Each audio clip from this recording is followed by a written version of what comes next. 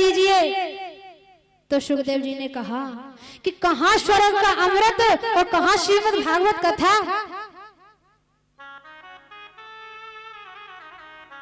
इसकी बराबरी कैसे हो सकती है। स्वर्ग में जाकर के तो वहां के अमृत का पान करने के बाद भी व्यक्ति को नीचे आना पड़ता है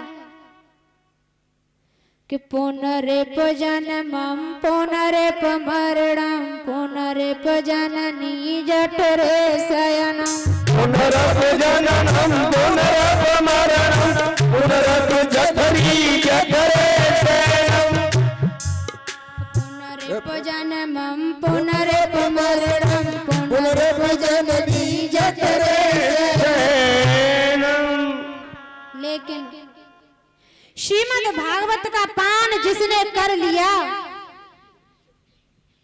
वह व्यक्ति जन्म और मृत्यु के चक्कर में नहीं पड़ता, उसकी आवागमन से छुट्टी हो जाती है।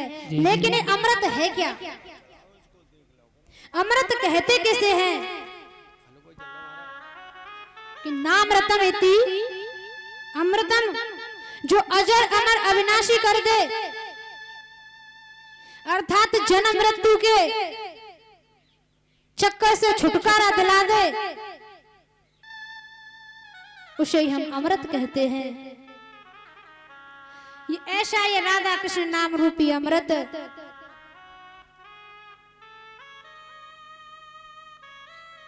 कभी कभी देवताओं को भी प्राप्त नहीं होता कि अवक्तायस्तांच विज्ञायन ददोष कथामृतम् श्रीमद् भागवती वार्ता सुराणामपि दुर्लभः। श्री सुखदेव जी ने देवताओं को अवक्त समझा और उनको श्रीमद् भागवत कथा रूपी अमृत नहीं दिया। तो देवताओं ने ब्रह्मा जी से जाकर के शिकायत की, हे भगवान, हमें सुखदेव जी महाराज ने श्रीमद् भागवत कथा रूपी अमृत नहीं दिया और कहा कि आप इसके अधिकारी नहीं हो। तो ब्रह्मा जी ने एक तराजू मंगाई और तराजू के एक पल्ले में श्रीमद् भागवत जी को विराजमान किया और एक पल्ले में संसार के सारे सुखों को विराजमान किया। तो श्रीमद् भागवत जी का पल्ला नीचे ही टिका रह गया और समस्त संसार के धर्म के सुख का पल्ला ऊपर उठ गया।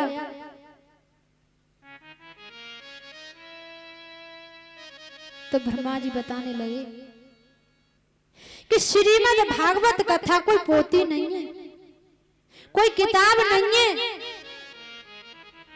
ये तो श्रीमद् भागवत कथा साक्षात श्री कृष्ण रूप है, साक्षात श्री राधा कृष्ण रूप है। तब ब्रह्मा जी ने कहा, देवताओं, श्रीमद् भागवत कथा का अमृत तुम्हें नहीं मिल सकता कि श्रीमद् भागवताख्यो अयं प्रत्यक्ष कृष्ण एव हि। साक्षात कृष्ण स्वरूप श्रीमद् भागवत है, इसका सेवन करने से जीवन धन्य हो जाता है। तो नारद जी ने जन जन में इसका प्रचार कैसे किया और ब्रह्मा जी से इसका अध्ययन कैसे किया, लेकिन सप्ताह विधि की, सप्ताह श्रवण की विधि क्या है, ये तो नारद जी ने सनत कुमारों से सुना था। शौनकादिक ऋषि बोले, हमने तो सुना है कि सनत कुमार कभी ज्यादा घूमते नहीं और नारद जी कभी एक जगह टिकते नहीं। और ये प्रसिद्ध है कि नारद जी हमेशा भ्रमण करते रहते हैं। तो नारद जी ने एक जगह बैठकर सप्ताह भागवत कथा कैसे सुनी। तो सूर्य जी कहते हैं कि एक बार देवर्षि नारद बड़ी तीव्र गति से दौड़ते हुए जा रहे थे। चारों भाई श्री सनत कुमार जी ने नारद जी को देखा और पूछा कि कथम ब्रह्मदीन मुख कुतश्चिन्ततातरो भवान् त्वरतं गम्यते कुत्र कुतश्च गमनं तव। नारद जी क्या बात है, आप उदास क्यों लगते हैं? हमने तो सुना है नारद जी, कोई कितना भी रोता हो, कितना भी दुखी हो, लेकिन जो एक बार आपके दर्शन कर ले वो हमेशा खुश रहता है। और आप इतने दुखी क्यों हो, आपका क्या कारण है? तो नारद जी ने सनत कुमार के चरणों में गिरकर रोते हुए कहा, बोले महाराज, मैंने अपने पिता ब्रह्मा जी से आज्ञा ली और मैं पृथ्वी पर गया, सेतुबंध रामेश्वर में गया, काशी गया,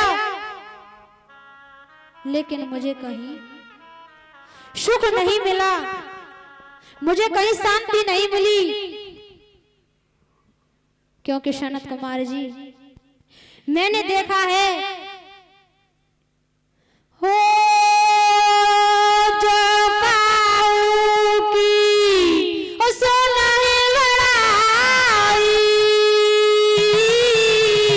सास ले जन जूड़ी आई। राम जिया राम जिया राम रे तेरा, राम जिया राम जिया राम रे तेरा।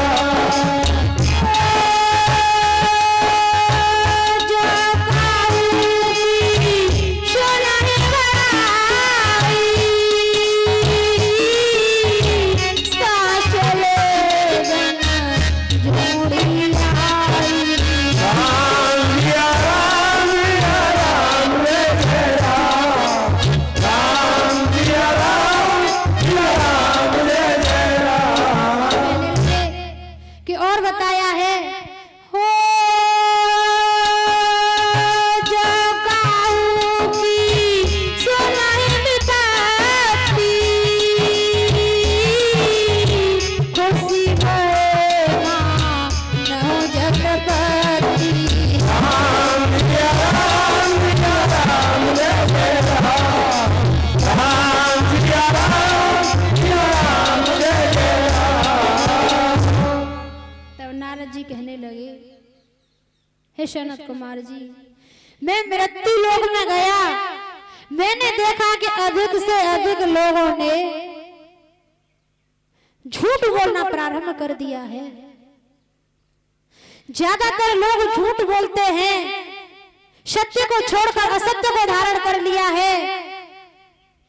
क्योंकि गोस्वामी जी ने यह भी बताया है हो झूठ लेना और झूठ देना, झूठ भोजन झूठ चलेना।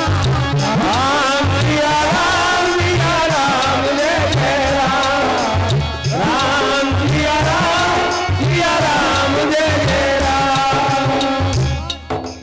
बताया है कि नहीं असत्य संपातक पुंजा, लेकिन सत्य है क्या?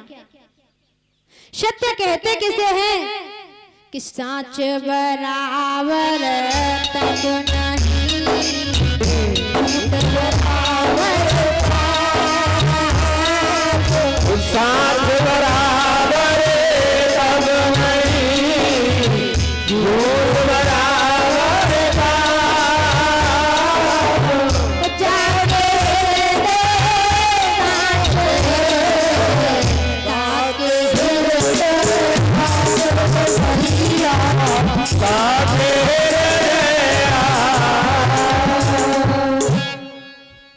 लेकिन कलयुग में लोगों की बुद्धि को कलयुग ने बिगाड़ रखा है कि झूठ ज्यादा बोलते हैं, सत्य को धारण नहीं करते, और यदि एक बार भी कोई सत्य बोल दे तो ऐसे समझता है जैसे कि राजा हरिश्चंद्र के बाद हमारा ही नंबर है। और झूठ दिन में 50 बार बोले तो क्या कहते हैं कि राम जी की इच्छा थी सो हो गया।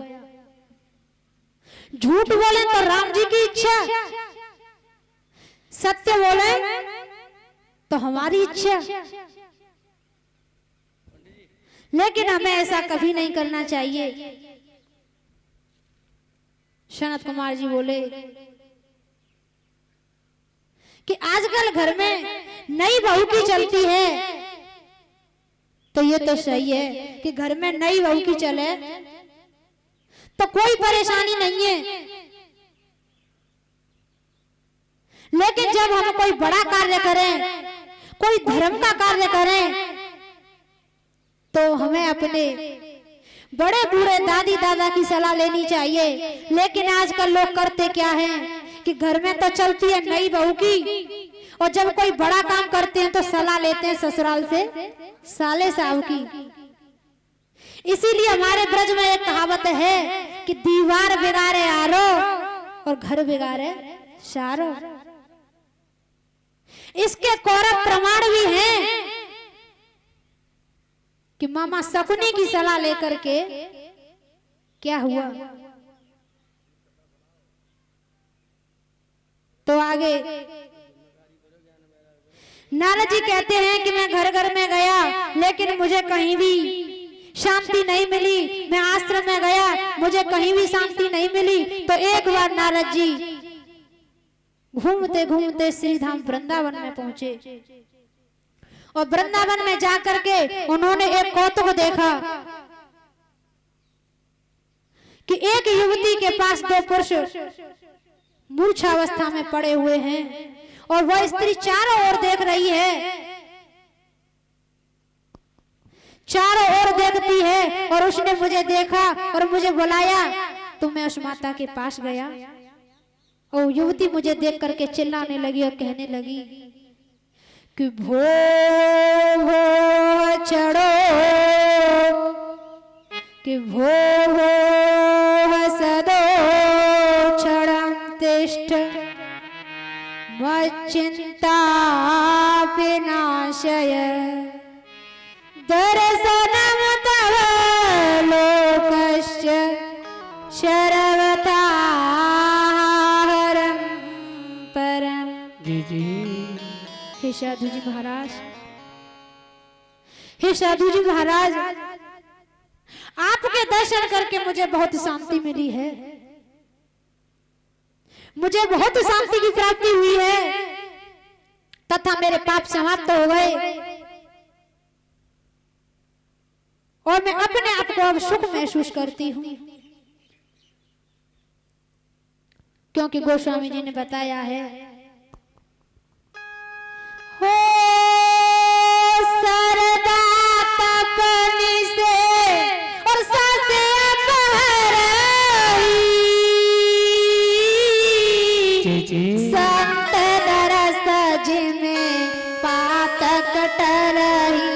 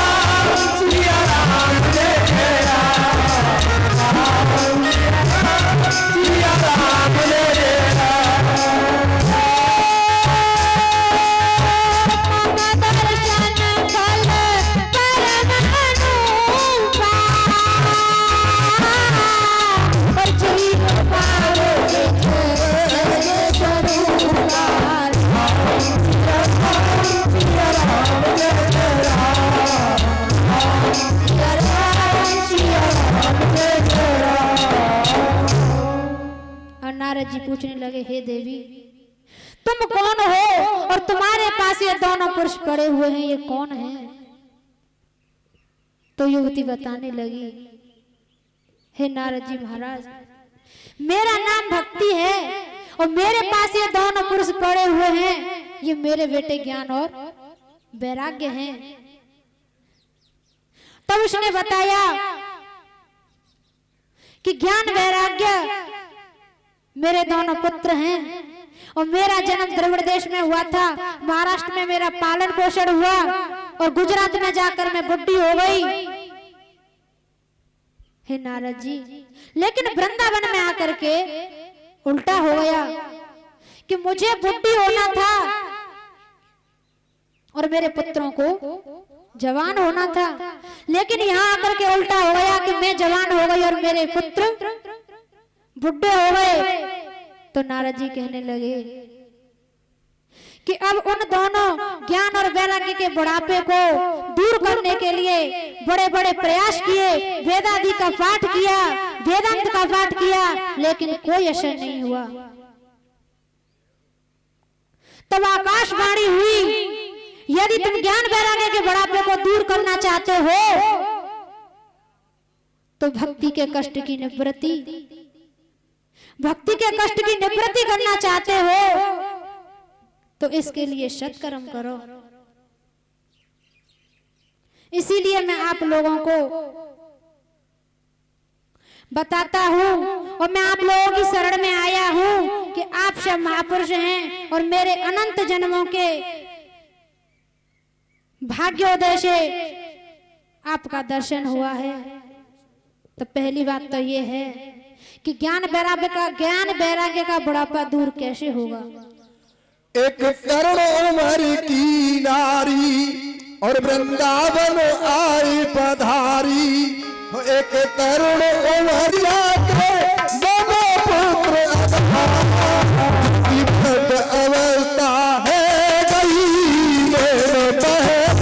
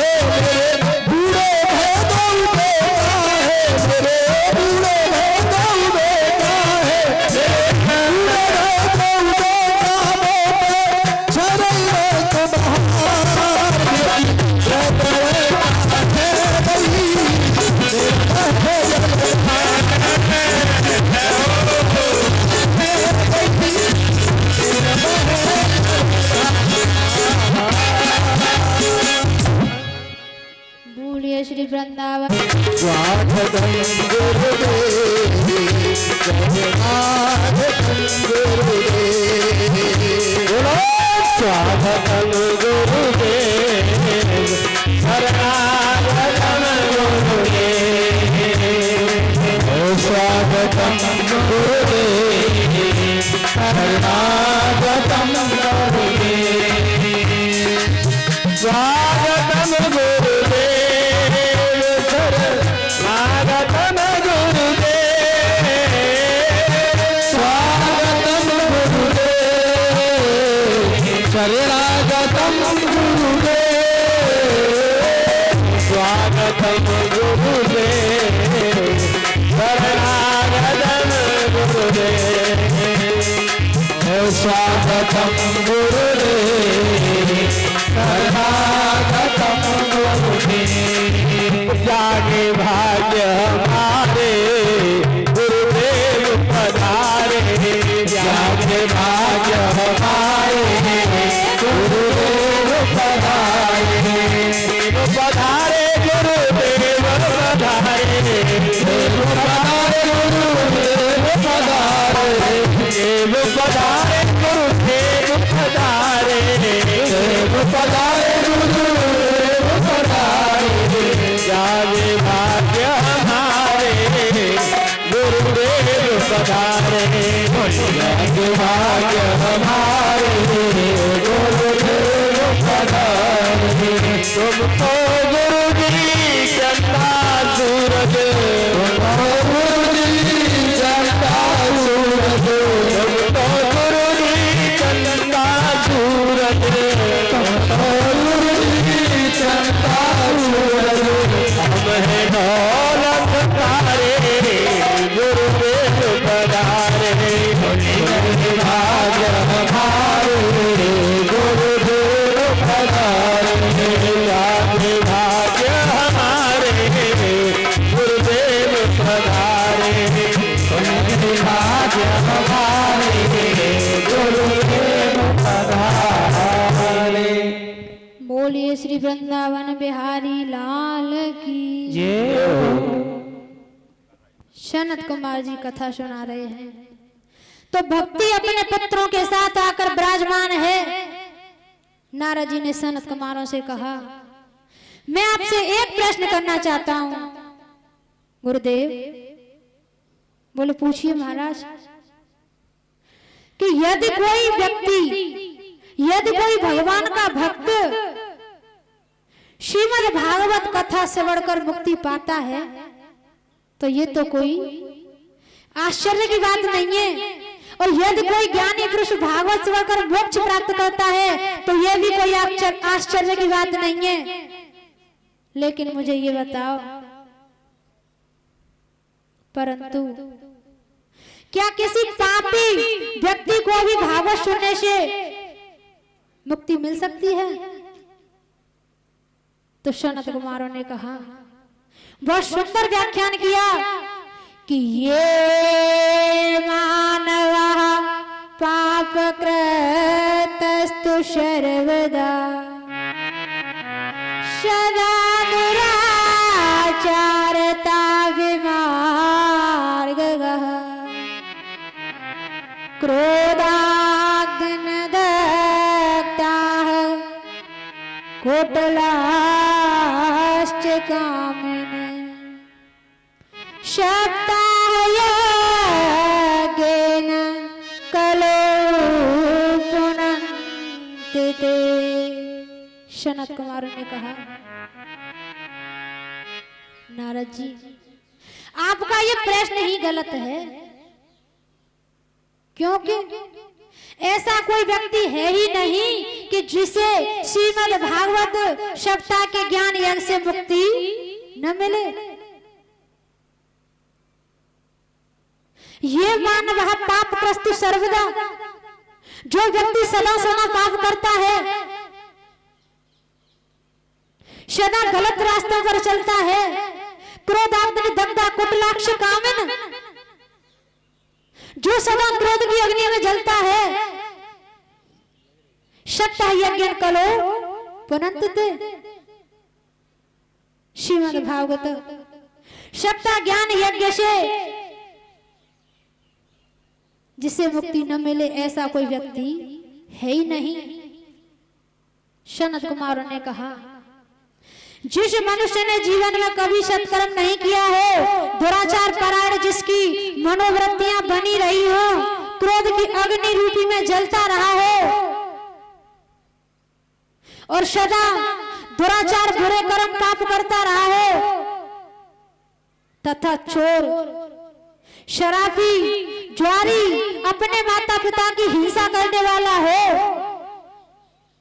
और संत कुमारों ने कहा कि मैं तो यहां तक कहता हूं कि जो व्यक्ति इतने बुरे कर्म करने के बाद और यदि वो मर गया हो और यदि हम उसके नाम से श्रीमद् भागवत कथा सप्ताह ज्ञान यज्ञ कराएं तो भी उसे मुक्ति मिलती है। सनत कुमार जी कहने लगे, हे नारद जी, मैं तुम्हें एक प्राचीन इतिहास सुनाऊं कि तुंगभद्रा तटे पूर्वम भूपतनमोत्तमम्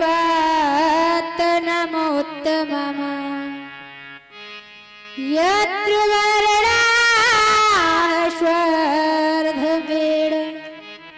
सत्य सत्कर्म तत्पराः।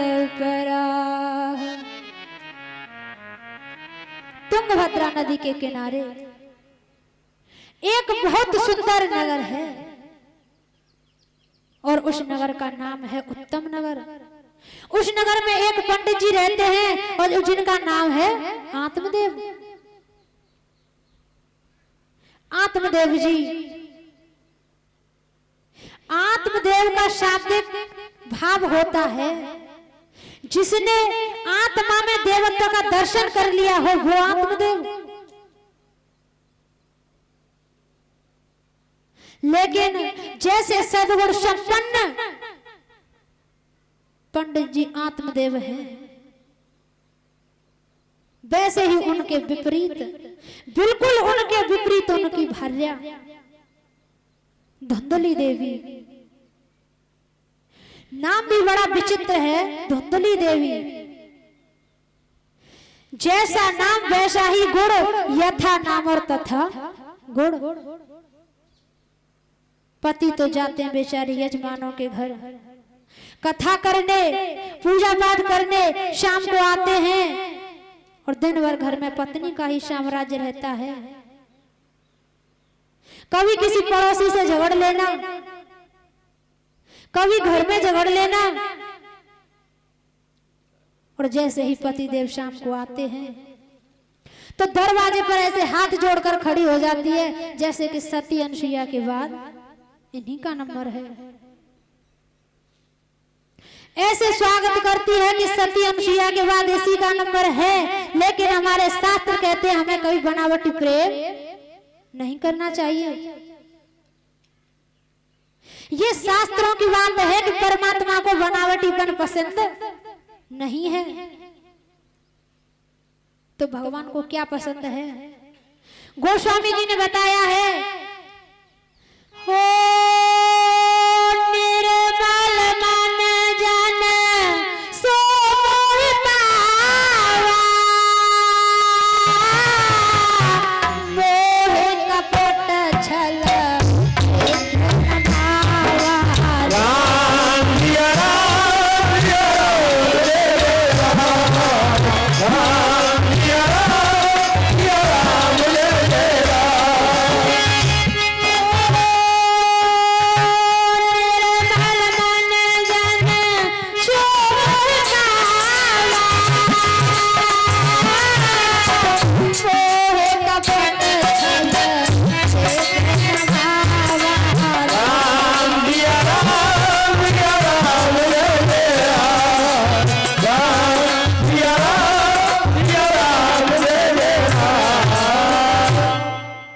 पंडित जी के घर धन की तो कोई कमी नहीं है, लेकिन बेटा नहीं है।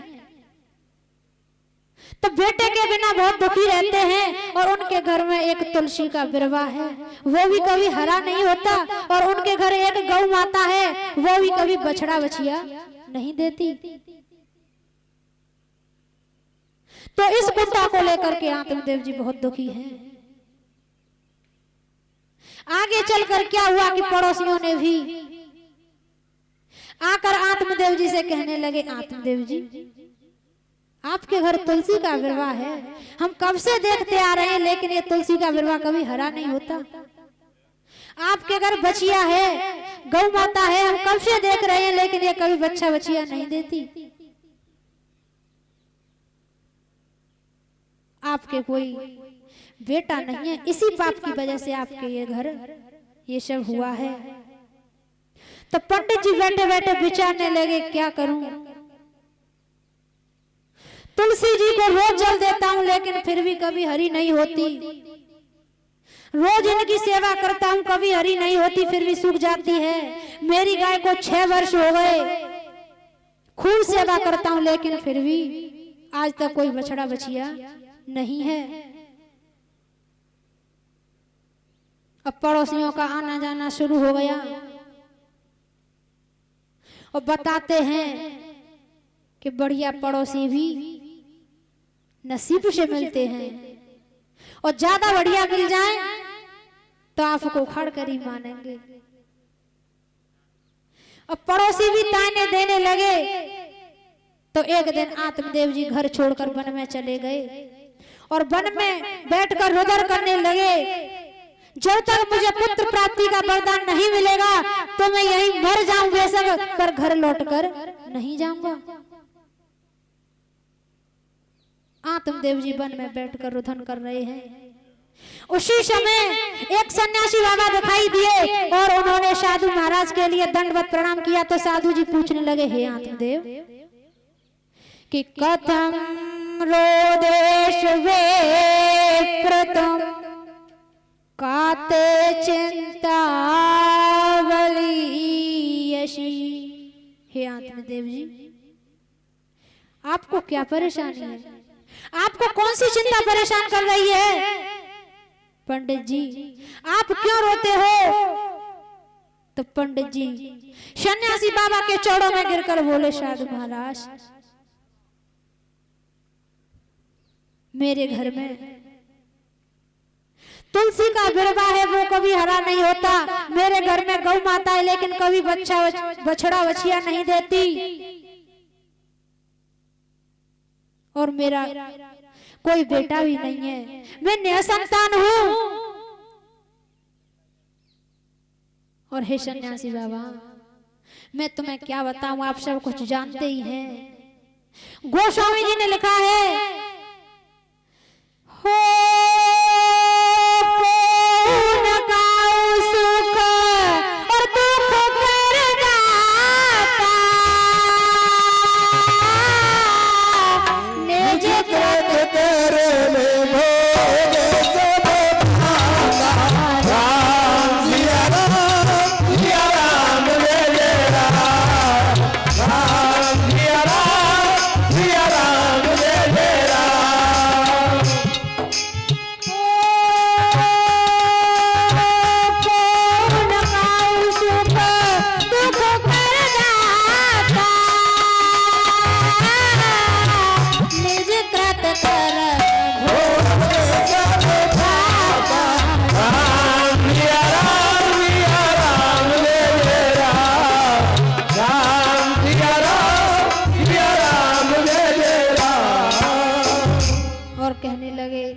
साधु जी महाराज आप सब कुछ जानते हैं, न कोई किसी को सुख देता है और न कोई किसी को दुख, अपने ही किए हुए कर्मों का फल भोगते हैं। हे साधु महाराज मैंने आपको सब बता दिया, मैं क्या बताऊं, और मैंने निश्चय कर लिया है कि जब तक मुझे पुत्र प्राप्ति का वरदान नहीं मिलेगा तो मैं घर लौटकर नहीं जाऊंगा। तो साधु महाराज कहने लगे, हे आत्मदेव जी क्या करोगे बेटे का? क्या बेटे से कभी किसी का भला हुआ है क्या? क्या करोगे आप बेटा लेकर के? बेटा क्या करता है, ज्यादा से ज्यादा करेगा तो आप मर जाओगे, तो आपकी खोपड़ी में 1 लोटा घी भर देगा, और ज्यादा से ज्यादा क्या करेगा? केवल इसीलिए ही हम पुत्र की याचना करते हैं, इसीलिए ये पुत्र की भावना रखते हैं। और साधु महाराज कहने लगे, और यदि वो पुत्र को पुत्र निकल गया तो एक लोटे की तो चलती क्या है, वो 50 लोटा भी घी भर के खोपड़ी में तो भी आपकी मुक्ति नहीं होगी। वो साधु महात्मा कहने लगे, हे आत्मदेव जी कि पुत्र सदा दुख देते हो और बिना प्राप्त दुख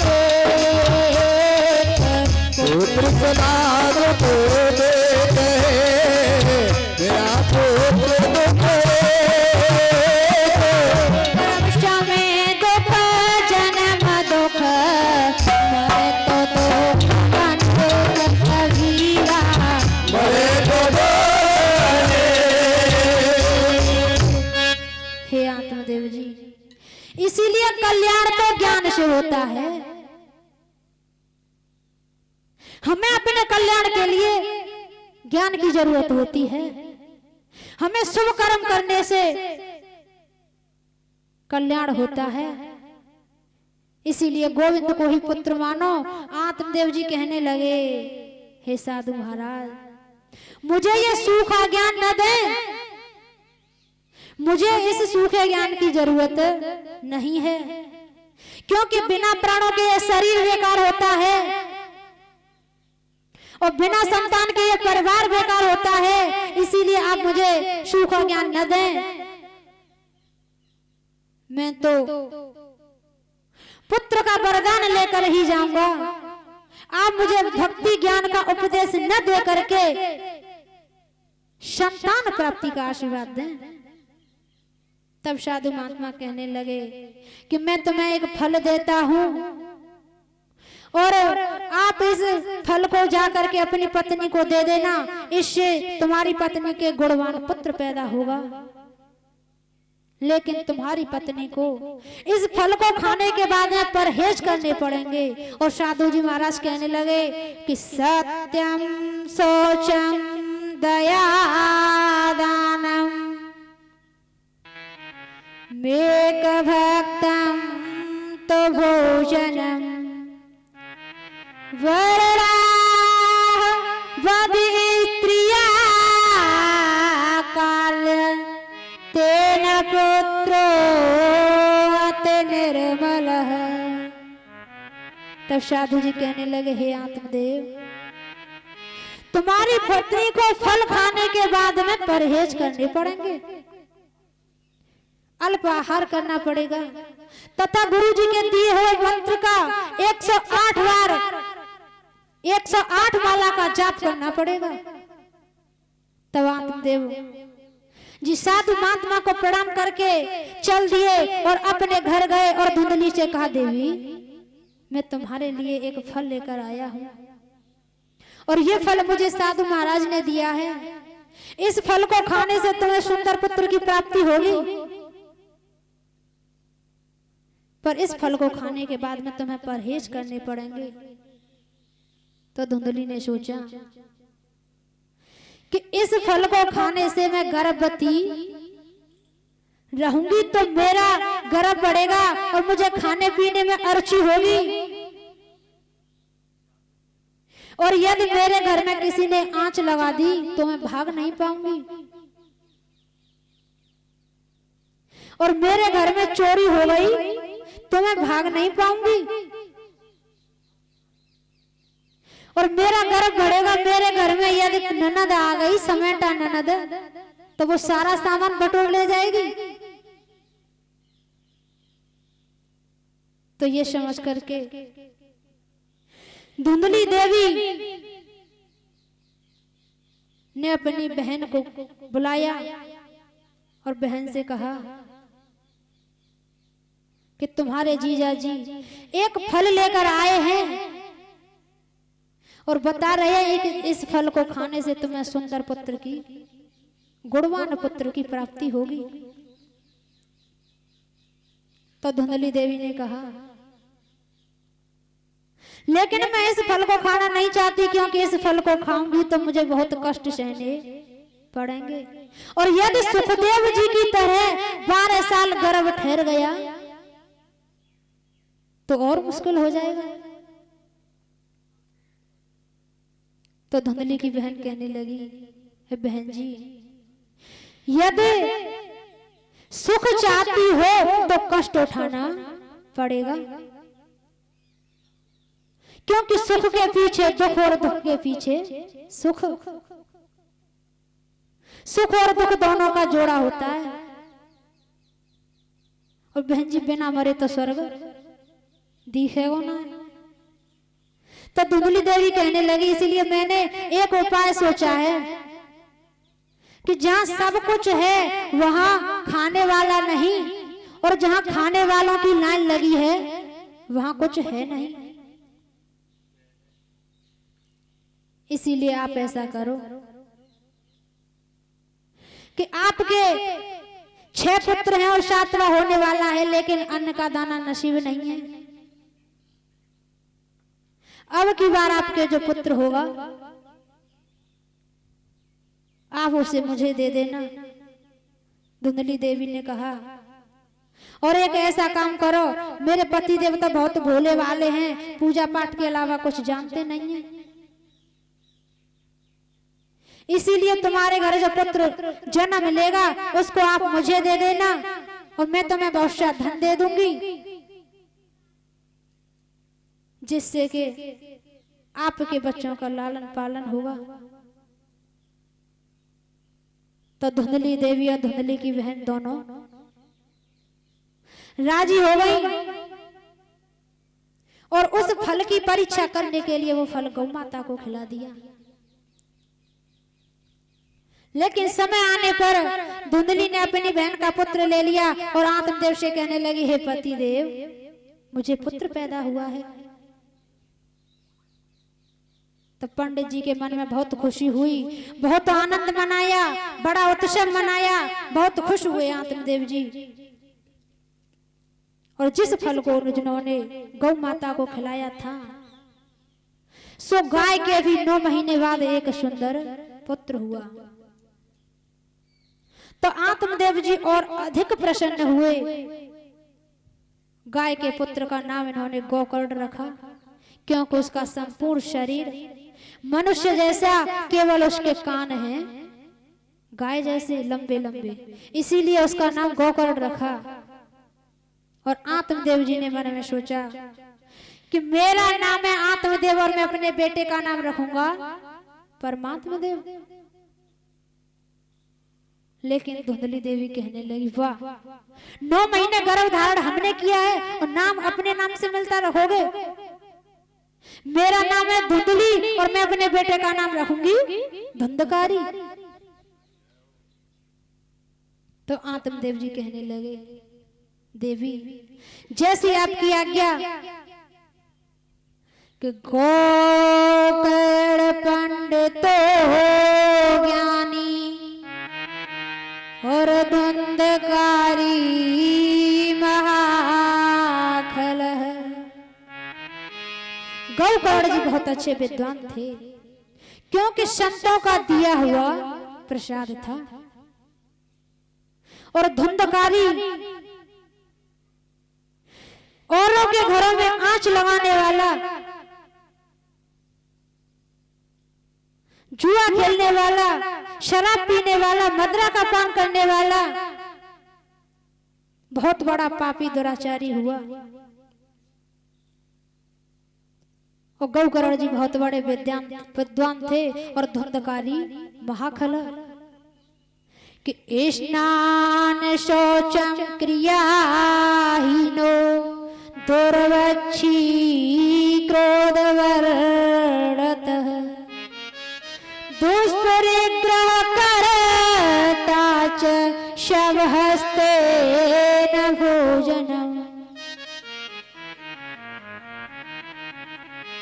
धुंधकारी बहुत महान खल है।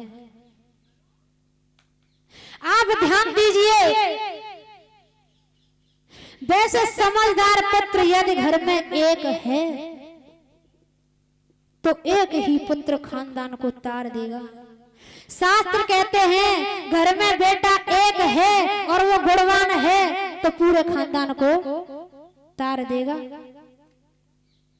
जैसे कि आकाश में एक ही चंद्रमा प्रकाश देता है, लेकिन हजारों तारागण मिलकर भी न प्रकाशित नहीं कर सकते। ऐसे ही बेटा एक हो लेकिन गुणवान हो तो अपने परिवार को, अपने खानदान को तार देता है। और इकलौता पुत्र जहां हो वहां माता पिता को बहुत सावधानी से रहना चाहिए। उसे बचपन में सुंदर शिक्षा देनी चाहिए। और यहीं पर आत्मदेव जी गलती कर गए कि एक ही तो है, सब सुधर जाएगा। धुंधकारी कुछ भी करता लेकिन उसे कभी डांटते नहीं। और यदि बालक बचपन में गोली खेलने लगे तो समझो शुरुआत हो गई। ऐसे ही धुंधकारी बचपन में गोली खेलता था, फिर धीरे धीरे ताश पत्ता खेलने लग गया, धीरे धीरे चोरी करने लग गया, धीरे धीरे जुआ खेलने लग गया, जुए में पैसे लगाने लग गया और जुए में सब कुछ हारने लगा। तो माँ से ले जाने लगा, माँ दे देती, ले जा बेटा, एक ही तो है, सब तेरा ही तो है, मेरा क्या है। अब पैसे से काम नहीं चले तो सोना चांदी मांगने लगा, तो वह सोना चांदी भी दे देती, सोचती एक ही तो है, क्या होगा। और तो माँ थोड़ी सख्ती से बोली, नहीं बेटा ऐसे कैसे दे दूंगी। तो माँ से जबरदस्ती चाबी छुड़ा कर ले जाने लगा। परिणाम ये हुआ कि उसके घर में जितना धन, सोना चांदी जो कुछ था सब बर्बाद कर दिया। उसका बिगड़ना आरंभ हो गया। अब तो धुंधकारी रात्रि के समय 2-2 बजे माथे से काली पट्टी बांध कर जाता और चोरी कर कर लाता, मदरा का पान करता, घर में जगह जगह शराब की बोतलें पड़ी हैं। तो आत्मदेव जी को बहुत कष्ट हुआ, बोले हे भगवान, इससे तो मैं बिना पुत्र के ही अच्छा था, इससे तो मैं बिना पुत्र के ही ठीक था। और एक दिन रात्रि में बैठे बैठे आत्मदेव जी रुदन कर रहे थे, वहीं पर गोकर्ण जी का आगमन हुआ और आकर बोला, पिताजी आप दुखी क्यों हैं। तो आत्मदेव जी कहने लगे, बेटा ये धुंधकारी महान खल है, इसके आचार विचारों से मैं बहुत दुखी हूं। बेटा इससे तो मैं बिना पुत्र के ही अच्छा था। गोकर्ण जी महाराज आत्मदेव को इतना सुंदर उपदेश देने लगे और कहा, पिताजी ये संसार असार है, ये संसार असार है और आप संसार के मोह को त्याग करके परमात्मा से संबंध जोड़ो तथा श्रीमद् भागवत कथा के 10वें स्कंद का नित्य निरंतर पाठ करो तथा विष्णु सहस्त्र नाम का पाठ करो। गोकर्ण जी ने बहुत सुंदर उपदेश दिया। आत्मदेव जी का मन बहुत प्रसन्न हो गया और रात्रि में ही घर छोड़कर वन में चले गए और वन में जाकर के भागवत जी के 10वें स्कंद का पाठ किया और विष्णु सहस्त्र नाम का पाठ किया और वन में जाकर गोविंद को प्राप्त किया। आत्मदेव के वन में जाने के बाद धुंधकारी ने अपनी माता की बहुत पिटाई की। माता की बहुत पिटाई की तो माँ के मन में बहुत कष्ट हुआ और बोली, इस पुत्र से तो मैं भी बिना पुत्र की अच्छी थी। और रात्रि में उठकर गई और कुएं में कूदकर आत्महत्या करने लगी, आत्महत्या कर ली। विचार करो कि माँ कुएं में गिर गई और पिताजी जंगल में चले गए, भाई जो गोकर्ण थे वो भी चला गया तीर्थ यात्रा में और धुंधकारी केवल घर में अकेला ही रह गया और सोचने लगा अब क्या होता, घर में मेरा ही साम्राज्य है। तो धुंधकारी घर में 5-5 वेश्याओं को ले आया। 5-5 वेश्याओं को लाकर घर में रखने लगा। और धुंधकारी चोरी करने जाता। रात के 2-2 बजे से काली पट्टी बांध कर जाता। रात्रि के 2-2 बजे घर में आता। तो वेश्या सोचने लगी कि ये धुंधकारी तो चोर है, किसी दिन ये पकड़ा जाएगा और इसके पीछे हमें भी सजा भुगतनी पड़ेगी। और धुंधकारी का पूरा जीवन बुरे कर्मों में ही व्यतीत हुआ था। इसीलिए वह मरने के बाद प्रेत बना।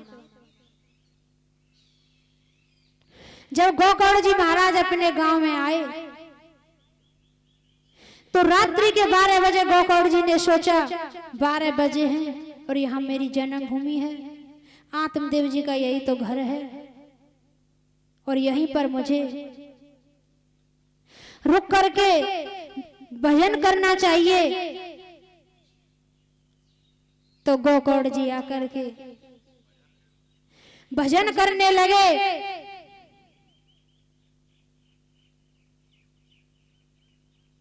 तो उन्हें घर में से कई कई प्रकार के घोर शब्दों की आवाज आने लगी। कभी बकरा बनकर, कभी प्रेत बनकर, कभी भेषा बनकर, कभी अग्नि प्रज्वलित होकर के। गोकर्ण जी ने कहा मैं ये सब क्या देख रहा हूं पंडित जी के इस महल में। गोकर्ण जी ने अपने कमंडल से जल के छींटे लगाए और पूछा आप कौन हो। धुंधकारी प्रकट हो गया और कहने लगा मैं आपका भाई धुंधकारी हूं, क्या आप मुझे क्यों डराते हो। हे भाई मैंने बहुत बड़े बुरे भले कर्म करे हैं, मैंने माता पिता की हिंसा की है और मैं मर गया, मुझे प्रेत योनि की प्राप्ति हुई है। कि अहम भ्राता त्वदीयोऽस्मि धुंधकारी नामतः स्वकीयमेव दोषेण ब्रह्मत्वं नाशितं मया। धुंधकारी कहने लगा गोकर्ण जी धुंधकारी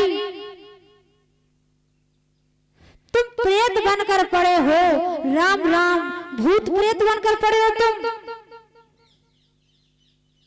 मैंने तुम्हारे मरने का समाचार सुना था, तो मैंने गया में तुम्हारे नाम से पिंडदान किया था और शास्त्रों में पढ़ा भी है कि जिसका श्राद्ध दान दिया जाए उसकी मुक्ति हो जाती है, और तुम भूत प्रेत बनकर पड़े हो। तो धुंधकारी कहने लगा भैया आप गया में एक बार नहीं 100 बार भी यदि पिंडदान करोगे तो भी मेरी मुक्ति नहीं होगी, क्योंकि मैंने कोई छोटा काम नहीं किया है, मैंने बहुत बड़े बड़े बुरे काम किए हैं, मैंने अपने माता पिता की हिंसा की है।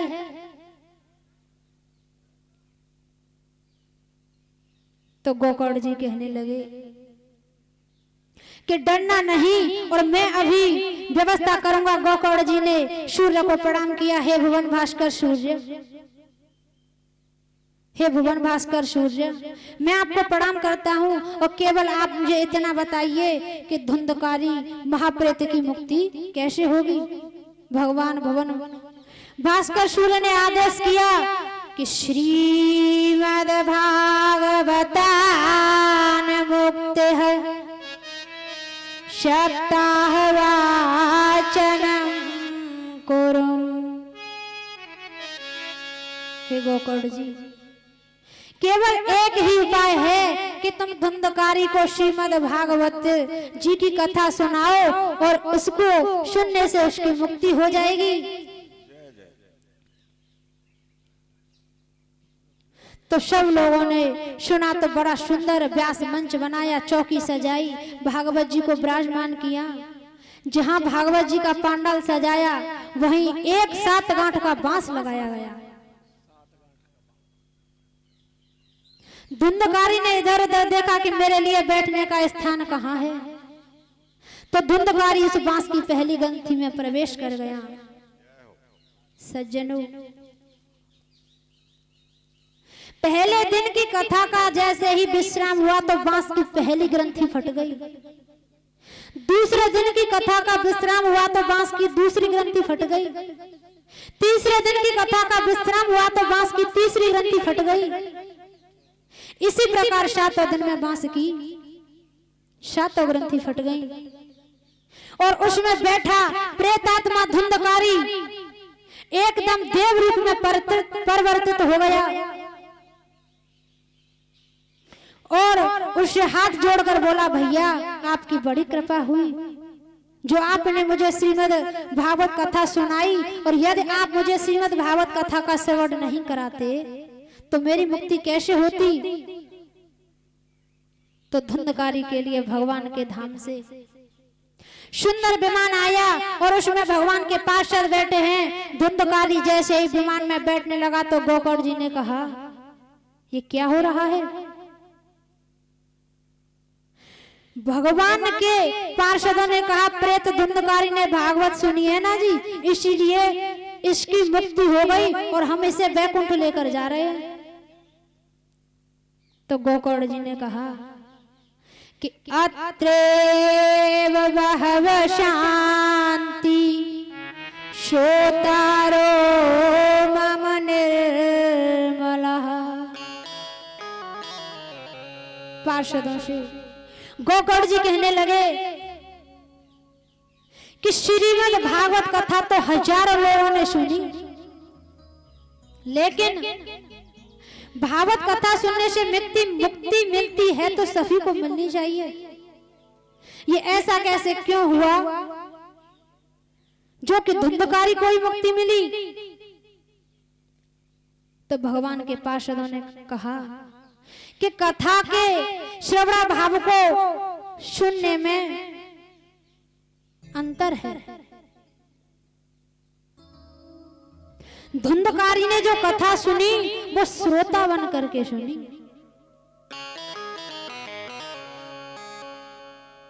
कथा को सुनने के 3 तरह के अधिकारी होते हैं, श्रोता, सरोता और श्रोता। जो श्रोता होते हैं वो अपने मन को एक चित्त कर करके और भगवान का ध्यान धर करके कथा को सुनते हैं, और श्रोता पांडाल में बैठ जाएंगे और बैठ करके केवल इधर उधर देखेंगे और यही सोचते रहेंगे कि थोड़ा सा व्यास जी का मंच टेढ़ा है, ये चौकी टेढ़ी रखी है, ये चीज यहाँ ऐसे लगाई है, ये बॉक्स थोड़ा इधर होना चाहिए था। और श्रोता ऐसे होते हैं कि घर में तो बालक बच्चे शोभन नदी में और कथा में आए के ऐसी जगह देखेंगे जैसे कि कहीं एक खम्मा मिल जाए और उससे पीठ लगाकर बैठ जाएं और आराम से चैन की नींद लेते हैं। तो भगवान के पार्षदों ने तीनों में भेद बताया और कहा कि धुंधकारी ने श्रोता बन करके कथा सुनी है। आप सब लोगों में कथा सुनने की श्रवण विधि में भेद है, इसीलिए धुंधकारी के लिए हम आए हैं और हम धुंधकारी को लेकर जाएंगे। और कहने लगे कि सब श्रोता श्रोता रूप नहीं, कुछ श्रोते और सरोते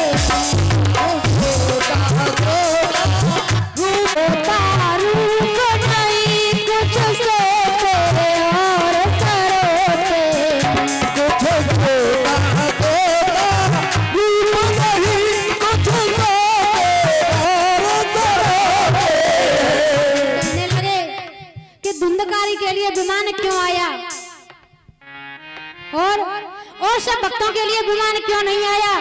बोले सब श्रोता श्रोता रूप नहीं मुझसे तेरे और सरोते सब सोना सोना रूप नहीं मुझसे और सरोते कुछ लोग यही कहा करते ये पंडित जी कैसे कुछ लोग यही कहा करते ये पंडित जी कैसे सोता सोता रूप नहीं कुछ सोते और सरोते मुझे सोना दे रूप नहीं तुझे सोने और सरोते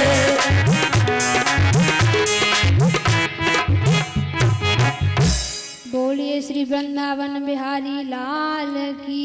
जय। तो कहने लगे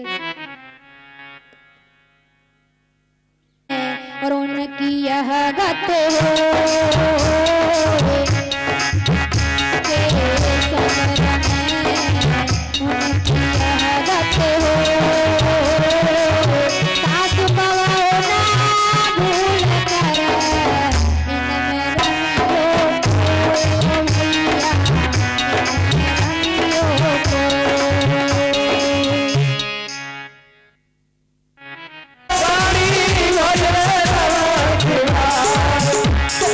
नमः शिवाय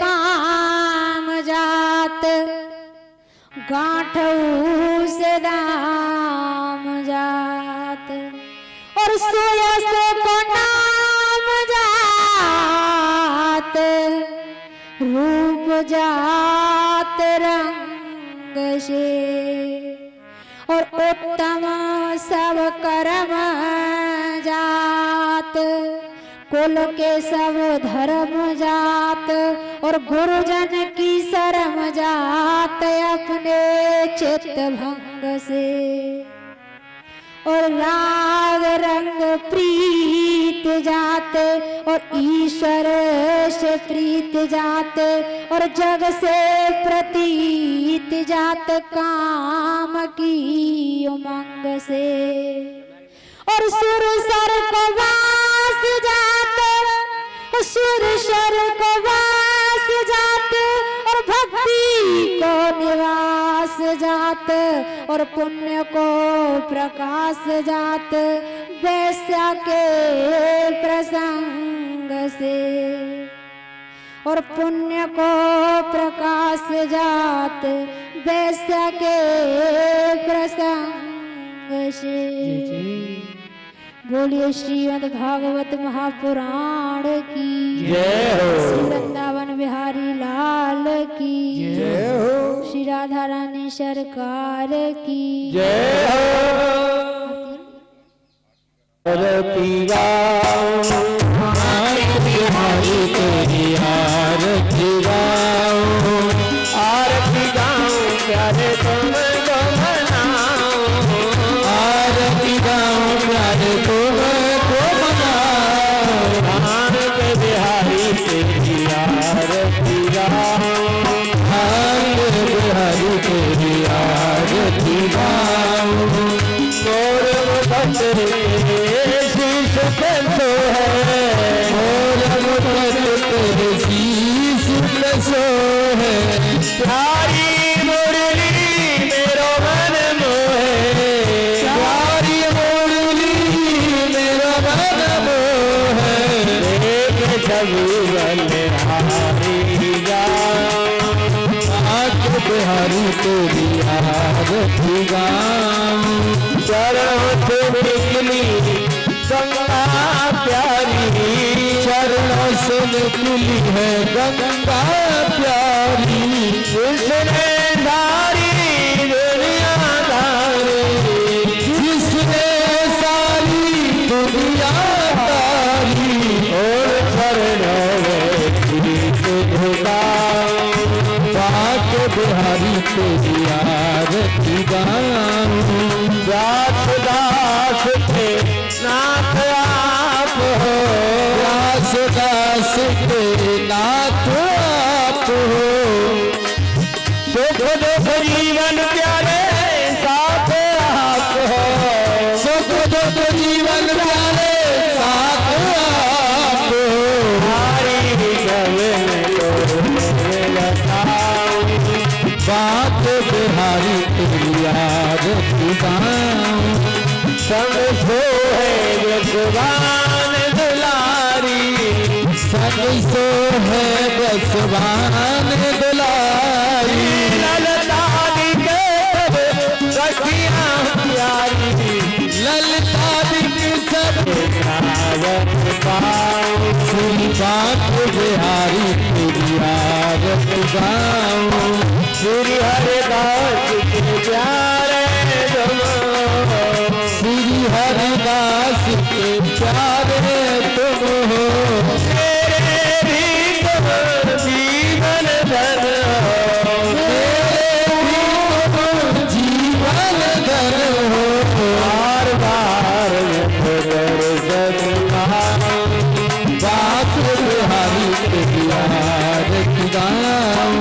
कर्पूर गौरम करुणावतारम, संसार सारम भुजगे तुहार, सदा वसंतम ध्यान में, भवम भवानी सहतम नमामि, त्वमेव माता पिता त्वमेव, त्वमेव भगवतो जगता त्वमेव, त्वमेव वेदान्तवरं त्वमेव, त्वमेव सर्वं देवदेव, भाग्य बिहारी तेरी आरती गाओ, भाग्य बिहारी तेरी आरती गाओ, आरती गाओ प्यारे तुमको मनाओ, आरती गाओ प्यारे तुमको मनाओ, भाग्य बिहारी तेरी आरती गाओ। प्रचोदया हरि ओम अंजनाय विद्महे अंजनी पुत्राय धीमहि तन्नो श्री हनुमत प्रचोदया।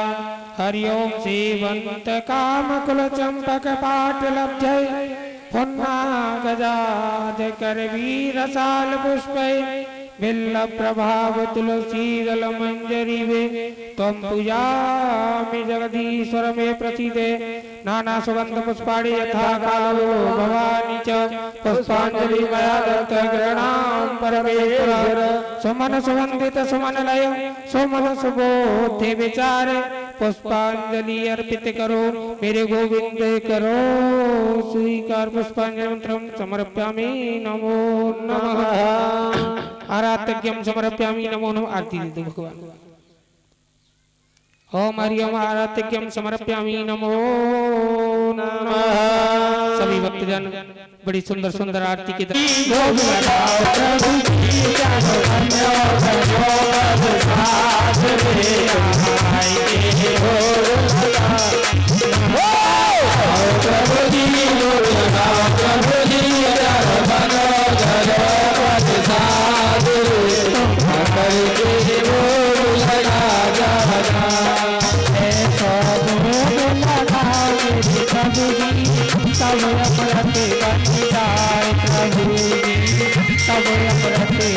जाए आओ आओ प्रभु